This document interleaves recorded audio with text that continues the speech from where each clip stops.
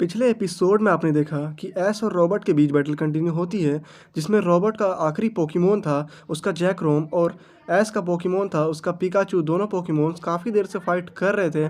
तभी जैकरोम अपने signature attack का यूज़ करता है। वहीं इसके काउंटर में ऐश भी बोलता है, पिकाचू तुम भी अपने सिग्नेचर अटैक का यूज़ करो। अब पिकाचू भी अपने सिग्नेचर अटैक का यूज़ करता है, लेकिन यहाँ पे एक अलग चीज़ देखने को मिलती है।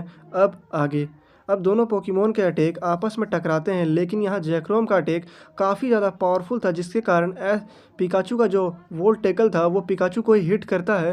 ये देख कर सब बहुत ज़्यादा शॉक हो जाते हैं, ऐसा कैसे हो सकता है।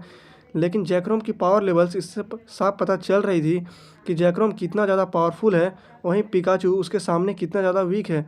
वहीं पिकाचू को अटैक लगता है, जिससे पिकाचू काफ़ी ज़्यादा डैमेज हो जाता है। पिकाचू अपने प्रीमियम फॉर्म पर भी जैकरोम को टक्कर नहीं दे पा रहा था।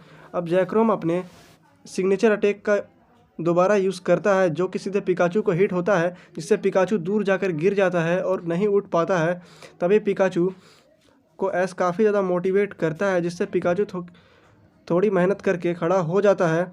अब ऐश बोलता है, पिकाचू तैयार हो जाओ। तभी ऐश अपनी कैप फेंक देता है ग्राउंड की ओर और पिकाचू उसे कैच कर लेता है और पहन लेता है। तभी ऐश अपने पॉकेट से स्टोन बाहर निकालता है, जो कि उसका जी मूव वाला स्टोन था, और वो सभी सेटअप कर लेता है। उसके बाद वह अपना जी मूव की तैयारी करने लगता है और रॉबर्ट इसे देखकर पूरी तरह शॉक था, ये क्या कर रहा है। इसलिए रॉबर्ट चुपचाप उसे देख रहा था और जैकरोम को कोई भी इंस्ट्रक्शन नहीं दे रहा था, इसलिए जैकरोम भी खड़ा था वहाँ पे। अब पिकाचू अपने जी मूव का यूज़ कर देता है। अब बहुत सारे थंडरबोल्ट्स आके सीधे जैकरोम को लग जाते हैं, क्योंकि यह 10 मिलियन थंडरबोल्ट से भी ज़्यादा पावरफुल था, क्योंकि इसमें पिकाचू अपने प्रीमियम फॉर्म में जाके अपने जी मूव का यूज़ किया था। इसके कारण इससे जैकरोम को भी काफ़ी ज़्यादा इफेक्ट होता है और जैकरोम अपनी आधी एचपी पर आ जाता है।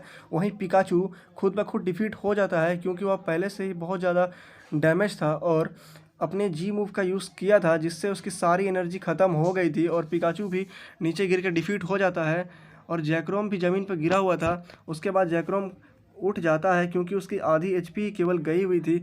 अब ऐश थोड़ा भी रिस्क नहीं लेना चाहता था, इसलिए वह अपनी आखिरी पोकेबॉल को ग्राउंड में फेंकता है, जिससे बाहर आता है एक गॉड पोकेमोन आर्कियस, जिसे देखकर तो रॉबर्ट पूरी तरह शॉक हो जाता है कि इसके पास पोकेमोन वर्ल्ड का गॉड पोकेमोन है। इससे सामने तो मैं कुछ भी नहीं था। अगर ये पहले ही इसे बाहर निकाल देता तो इसकी मेरी पूरी टीम को इसका एक सिंगल पोकेमोन ही डिफीट कर देता। लेकिन फिर भी रॉबर्ट हार नहीं मानता है और वो भी एक स्टोन को बाहर निकालता है।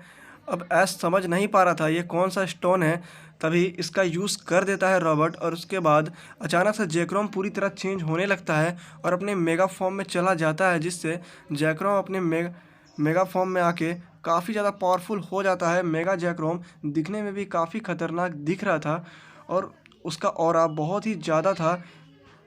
अब ऐश बोलता है, आर्कियस हाइपर बीम का यूज़ करो, जिससे काउंटर में रॉबर्ट बोलता है, तुम अपने थंडरबोल्ट का यूज़ करो। दोनों पोकेमोन अपने अपने अटैक्स को कर देते हैं। अब दोनों पोकेमोन के अटैक्स में कोलैप्स, लेकिन हमें तो पता है कि आर्कियस एक गॉड पोकेमोन है और उसके सामने कहाँ कोई पोकेमोन कुछ बोल सकता है।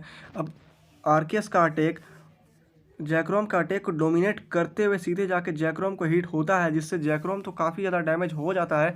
अब ऐश बोलता है, आर्कियस इस बैटल को बहुत ईजिली तरीके से ख़त्म नहीं करना है, इसे थोड़ा लंबा खींचना पड़ेगा, क्योंकि हमें ऑडियंस को भी काफ़ी ज़्यादा इंटरटेन करना है। ऑडियंस तो पूरी ज़्यादा चिल्ला रही थी, ऐश ऐश चीयर कर रही थी, जहाँ भी देखो सब तरफ से केवल ऐश के नाम से आवाज़ आ रही थी, क्योंकि सभी को पता चल गया था कि ऐश ही इस बैटल को जीतने वाला है। और रॉबर्ट तो ये बैटल अब हार ही चुका है, क्योंकि उसका आखिरी पोकेमोन है। वहीं ऐश के पास एक और पोकेमोन बचा हुआ है और ऐश का इतना खतरनाक गॉड पोकेमोन शायद ही कोई इसे डिफीट कर सकता है, इसलिए सारी ऑडियंस केवल ऐश का नाम ही चिल्ला रही थी।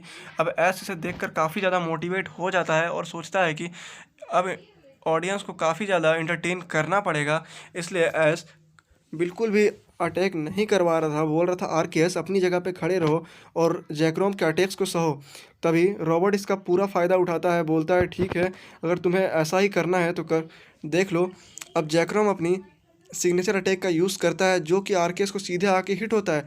आर्कियस कुछ भी नहीं करता है, बट इससे आर्कियस को कुछ ज़्यादा फर्क नहीं पड़ता है।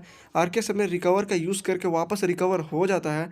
ये देखकर तो रॉबर्ट पूरी तरह हैरान था कि इसे रिकवर अटैक का भी इस्तेमाल करना आता है।